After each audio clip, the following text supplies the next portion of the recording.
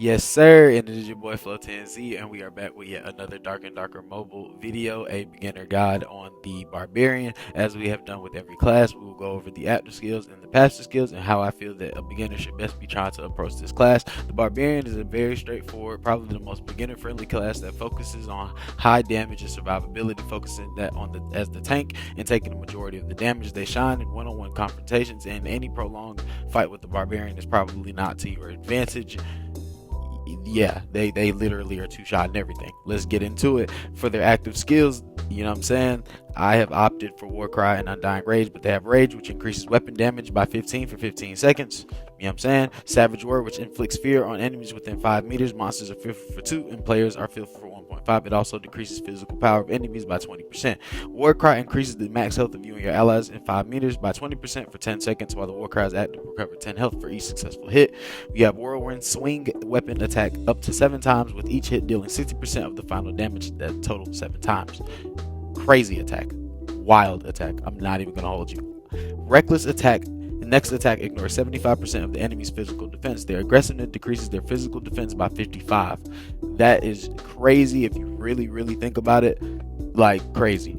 Clash charges forward, decreases damage taken by 50% during the charge, increases attack speed of the next attack within 5 seconds. After the charge effect expires after successful attack.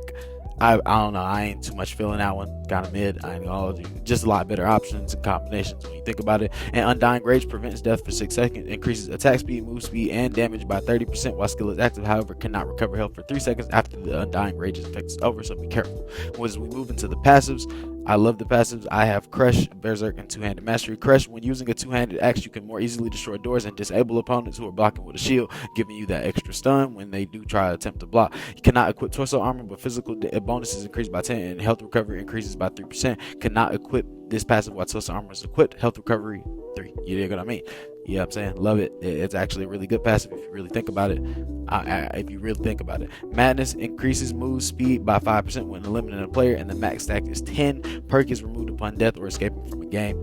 That could be crazy for lobby wipe. Berserk, the lower your remaining health, the higher your physical damage. As you see, glass cannon effect is active when remaining health is 80% or lower. Physical power increases by 8.5 per stack, max stack 4. Weapon damage increases by 5 when using a two-handed weapon. Physical weapon damage.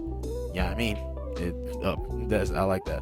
So robust increases your max health by 10%. Very good for a tank build, but I just feel like there are a lot better options, especially with the other two we just went over. But you know what I'm saying, do what it does for you. Recover 20% of max health when eliminating a player. That could be very good in combination with the other that increases your movement speed. And skull bash, hitting the target's head and then striking again within 4 seconds will affect the stun effect on the target for 1.5 seconds with a cooldown of 10. Additionally, hitting the target's head increases your move speed by 10% for 4 seconds, which is really good for follow-up attacks and or escaping if you need be. You know what I mean? So as you see, the Berserk has a lot of things that make it a terrifying class to engage within a close confrontation. The best you could do is either really buff yourself, run really high on defense, or just make sure that you're keeping your distance. Do not let them close the gap on you, or it is basically GG's. I'm not even gonna hold you. Like a good barbarian, it's GG's, brother. I am not even gonna lie to you, but I hope you don't get, I hope you enjoy the dungeons, and I hope this informed you on your class choices. And I'm going to catch you guys in the next one. Peace out.